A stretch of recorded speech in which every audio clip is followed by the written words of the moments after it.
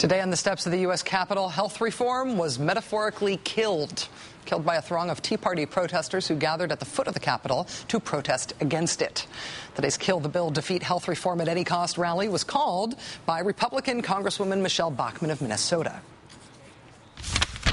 I want people in Minnesota armed and dangerous on this issue of the energy tax because we need to fight back. Thomas Jefferson told us having a revolution every now and then is a good thing.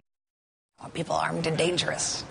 Because Ms. Bachmann says her Republican colleagues initially wouldn't go along with sponsoring today's rally, she took to the Fox News airwaves to try to get it off the ground herself.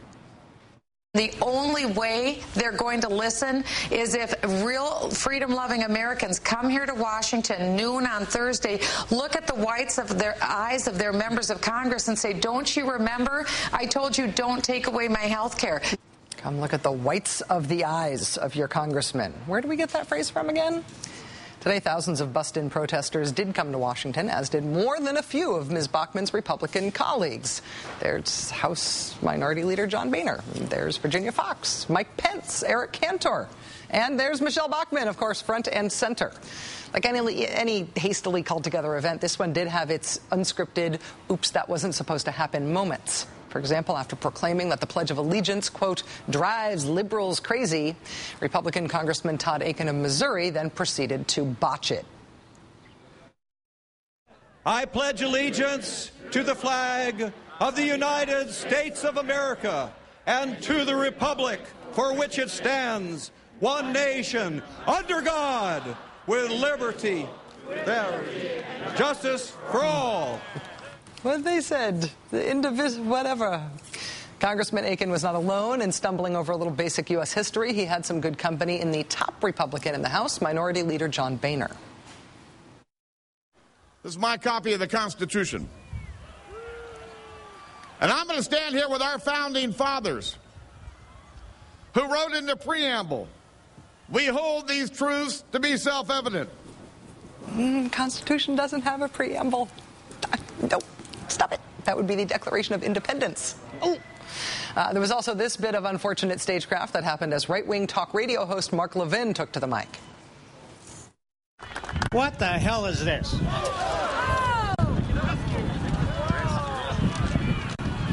There, I say it, and the flag drops. Hold up the flag and drop that. Hey, good save.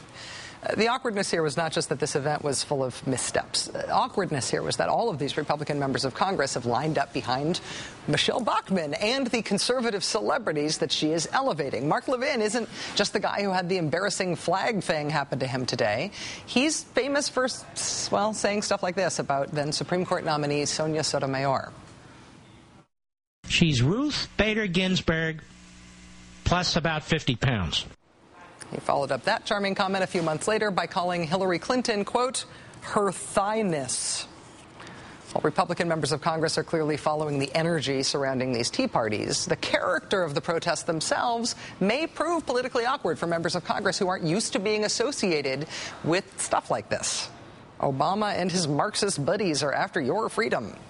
This sign depicting President Obama as the Joker above an image of an assault rifle with the caption, come and take it. And then there's this one, National Socialist Healthcare, Dachau, Germany, 1945. Yeah, not much to say about that one. These signs were ever present in the crowd at the same time that these top-ranking Republican congressmen like John Boehner and Minority Whip Eric Cantor were there. Eric Cantor today railing against health reform on stage. I will guarantee you that we are committed to making sure that not one Republican will vote for this bill. Republicans did introduce their own health reform proposal earlier this week, a plan that was absolutely eviscerated today by the Congressional Budget Office. This was a proposal that took Republicans more than 130 days to put together after they said they were going to put something together. And the final product, according to the CBO, is a plan to spend $60 billion so that 10 years from now the country will have 7 million more uninsured people than we have right now. bargain.